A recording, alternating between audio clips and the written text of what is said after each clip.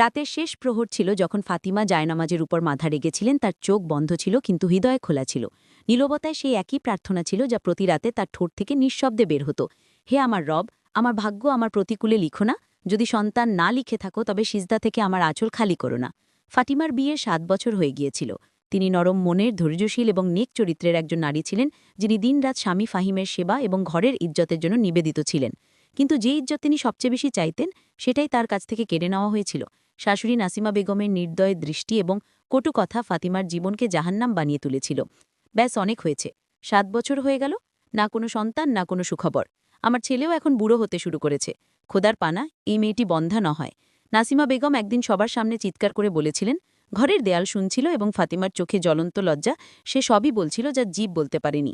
ফাহিম, যে নরম মনের কিন্তু মায়ের অত্যন্ত বাধ্য ছিল, সে শুধু চুপ করে দাঁড়িয়েছিল।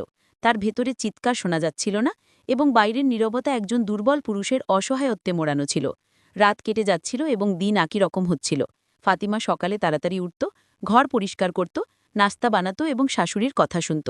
গ্রামের মহিলারা প্রায়শই এসে কানে বিষ ঢেলে দিত। ওহ ফাতিমা, তুমি তো খুব ভাগ্যবান। শাশুড়ির এত সঙ্গ পাও। ছেলের দ্বিতীয় বিয়ে করানোর চিন্তাও তিনি নিজেই করেন। এই কথাগুলো ফাতিমার হৃদয় বৃদ্ধ করত, কিন্তু সে সিজদা আর ধৈর্যের সাহায্যে নিজেকে ধরে রাখত। তারপর একদিন সেই মুহূর্ত এলো যখন নাসিমা বেগম সীমা অতিক্রম করে ফেললেন। একটি সামান্য কারণে তিনি ফাতিমাকে গালিগালাজ করতে করতে ঘর থেকে বের করে দিলেন। চলে যা, এই বাড়িতে বন্ধা মহিলাদের প্রয়োজন নেই। তোর সময়ে সন্তান নেই, আমার ছেলের সময় কেন বাধা দিচ্ছিস? ফাতিমা সারাদিন গলির মোড়ে একটি পুরনো মসজিদের সিঁড়িতে বসে রইল, হাতে শুধু একটি কাপড়ের ব্যাগ আর হৃদয় সেই একই দোয়া। হে আমার আল্লাহ, তুমি সাক্ষী, আমি কারো হক মারিনি। আমাকে শুধু একটি পথ দেখাও। সন্ধে হলে ফাহিম কাজ থেকে ফিরে এলো। মায়ের বিষে ভরা মুখ থেকে অবস্থা শুনে এক মুহূর্তের জন্য চুপ হয়ে গেল। তারপর অন্ধকারে স্ত্রীকে খুঁজতে খুঁজতে মসজিদ পর্যন্ত পৌঁছে গেল। ফাতিমা সেই একই অবস্থায় বসেছিল। তার চোখ লাল ছিল কিন্তু কোনো অভিযোগ ছিল না।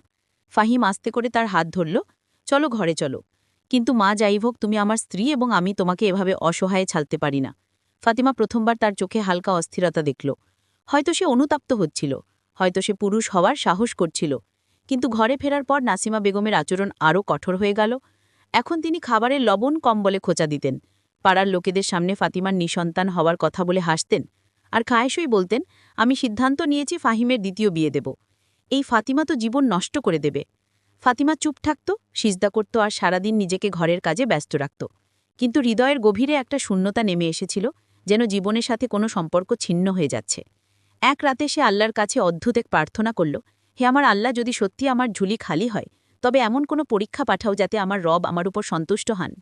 আমি শুধু একটি চিহ্ন চাই, শুধু একটি চিহ্ন। ফাতিমা কি জানত যে তার এই দোয়া আল্লাহ পাক শুনেছেন এবং সেই চিহ্ন খুব শিগগিরই নদীর ঢেউয়ে ভেসে তার ভাগ্যের দরগোড়ায় আসতে চলেছে? সকালে সূর্য পূর্ণ তীব্রতায় উঠেছিল, কিন্তু ফাতিমার হৃদয়ে তখনও রাতের শীতল অস্থিরতা বাকি ছিল। সিজদাই করা সেই দোয়ার ভার তার হৃদয়ে বিদ্যমান ছিল, যেন কোনো অপেক্ষা, যেন কোনো রহস্য যা বাতাসে ঝুলে আছে।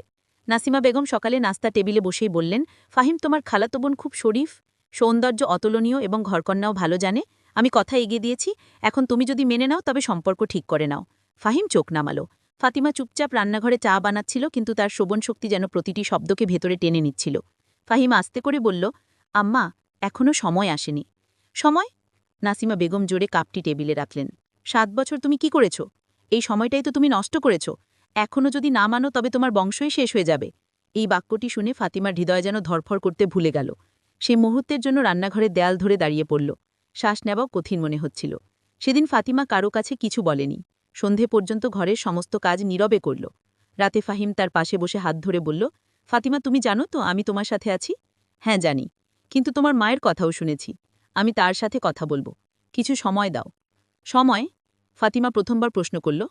৭ বছর সময় দিয়েছি, সেটা কি যথেষ্ট নয়, নাকি সেই খালি ঝুলি এখন আমার পরিচয় হয়ে গেছে? ফাহিম চুপ হয়ে গেল। তার কাছে কোনো শব্দ ছিল না, শুধু একটি অসহায় ভালোবাসা ছিল। পরের দিনই গ্রামে একটি অনুষ্ঠান ছিল। নাসিমা বেগম বিশেষভাবে ফাতিমাকে যেতে মানা করে দিলেন। লোকেরা তোমার উপর হাসে, তোমার কারণে আমার নাক কাটে, তুমি এখানেই থাকো। আর তিনি বাকি সবাইকে নিয়ে চলে গেল। ফাতিমা একা রয়ে গেল। সে মনে মনে ভাবল, আজ বাইরে গিয়ে কিছুক্ষণ নদীর কিনারে বসি। সেখানে একটি পুরনো দরগাহ ছিল, যেখানে লোকেরা প্রায়শই মানত করতে আসত। ফাতিমা সেখানে গেল এবং সেখানে বসে অনেকক্ষণ ধরে বয়ে যাওয়া পানি দেখল। ইয়া আল্লাহ, সবকিছু তোমার হাতে সোপর্দ। তুমি চাইলে বন্ধা নারীদের হৃদয়ে মায়ের মাধুর্য ভরে দাও।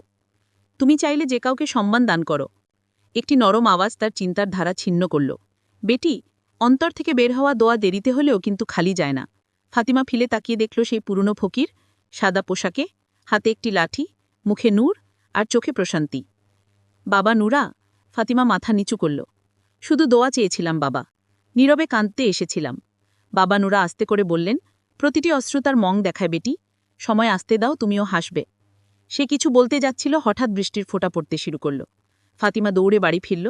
দরজা খুলতে নাসিমা বেগম চিৎকার করে উঠলেন, কোথায় গিয়েছিলি? বৃষ্টিতে কি নিতে গিয়েছিলি? তোর কার্যকলাপ রোজ বাড়ছে। ফাতিমা চুপ রইল, কাপড় বদলে ভেতরে চলে গেল। সেদিন রাতে সে কাঁদেনি, শুধু ছাদের দিকে তাকিয়ে রইল। সে বুঝে গিয়েছিল যে এখন কোনো অলৌকিক ঘটনাই জীবনের মোড় ঘুরিয়ে দিতে পারে। পরের কয়েকদিন কেটে গেল। নাসিমা বেগম জেদ ধরে বসলেন যে পরের সপ্তাহে ফাহিমের দ্বিতীয় বিয়ের তারিখ ঠিক করা হবে।